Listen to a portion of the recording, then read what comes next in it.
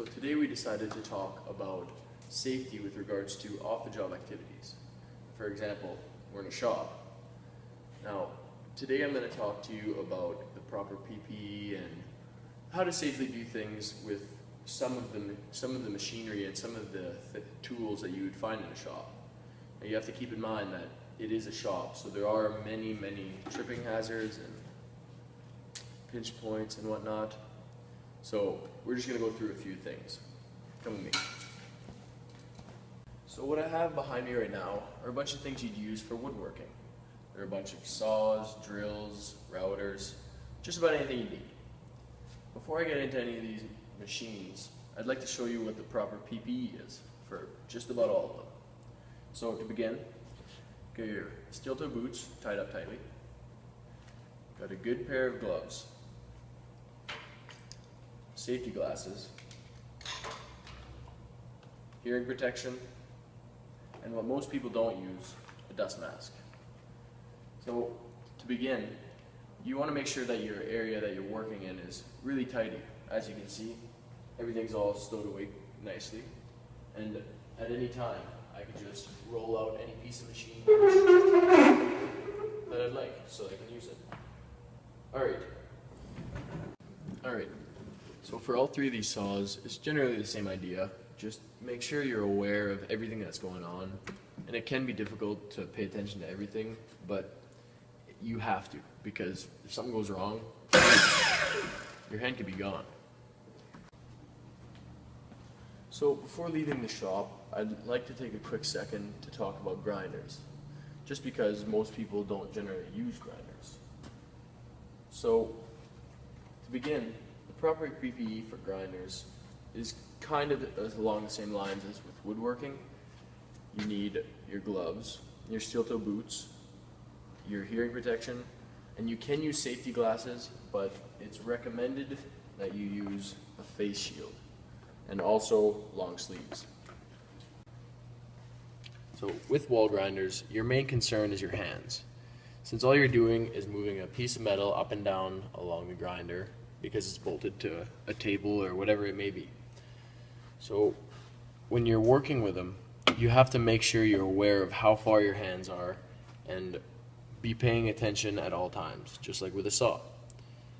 Because if you get too close and all of a sudden your finger hits the grinder, it can very easily and very quickly grind straight down to the bone, which again is a great reason to have your safety gloves so that when it does touch the material, you can feel it and you can pull away before it gets to your skin. So now that we're done in the shop, I'm going to head over to the barn and show you a few safety tips on how to work with livestock.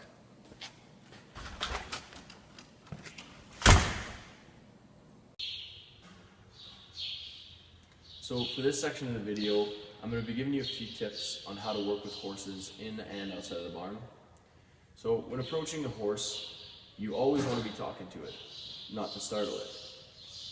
The proper PPE for working with horses is a very short list. It's coverall, good pair of gloves, and you never want to be wearing a pair of steel-toe boots because the weight of the horses that we're working with will cut your toes clean off. Alright, so now we're going to move on to a stall, and I'm going to give you a few tips on how to work with a horse in a stall.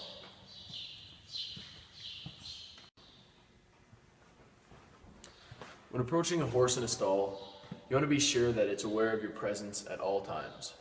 So when you're actually getting to the stall, make sure that your knees are pointed away from the horse because you always want to protect your knees.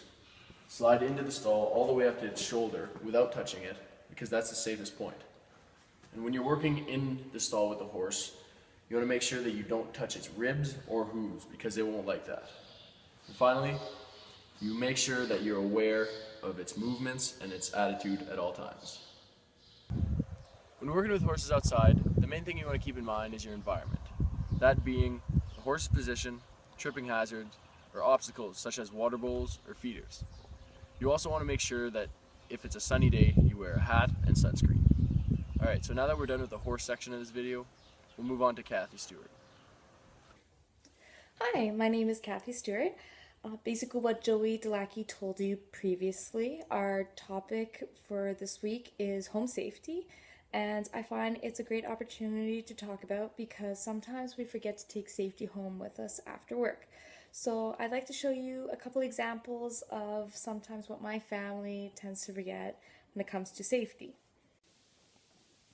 Okay, so one of the examples I'd like to show you is when we're using the chainsaw. So basically, as you can see, the teeth are very sharp on the chain. The machine is very large and it's very heavy.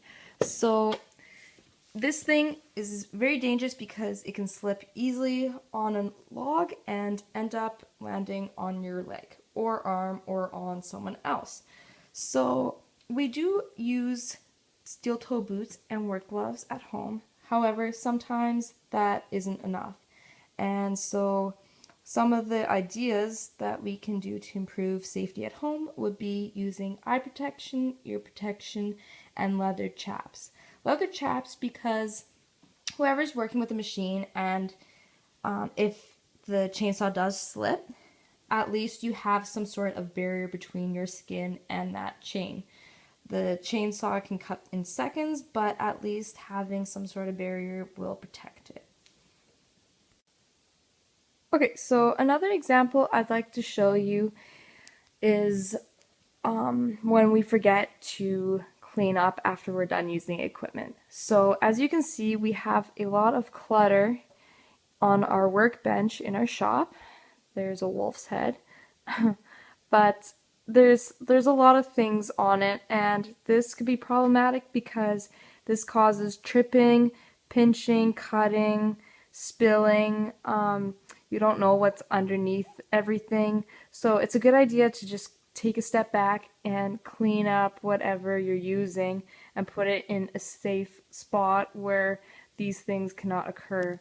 Over here we see a jerry can. This can easily fall off and it can spill everywhere and it can cause a lot of damage. And so, great example, just put it away. Even if it's on the ground, it's better than on the bench. So yeah, so it's always important to just clean up. So the last thing I like to show you is when we're using the quad. So quads can flip very easily and can land on top of you. So usually when we're in a rush, sometimes we'll hop on with one or two people on it. That is not what the quads are used for. Only one person typically should be driving one of these things. So as a future, we'll probably only be driving this equipment with one person on it only. Another thing that we tend to forget is proper clothing and attire when we're driving these things. When it gets very hot out, typically all we want to wear is shorts and flip-flops and a light t-shirt. But as you can see, the engine is underneath and this air vent can become very hot. It produces very hot air. So when you're wearing flip-flops, it's not the best idea. So in the future, also wearing like steel-toe boots, as well as eye protection and jeans could definitely be beneficial when it comes to home safety. Another factor when it comes to driving the quad is also being aware of our surroundings. So it's always a good reminder to drive slowly when we're going up and down hills and making sure we're going straight down instead of sideways because it reduces the risk of you rolling the quad. Well, we hope you enjoyed the video, and we also hope that some of the examples we gave you showed you how important it is to take safety home with you after working with DuPont. So as a challenge, we'd like for you to find a few things at home where you might overlook safety and try to find examples of how to properly do those tasks.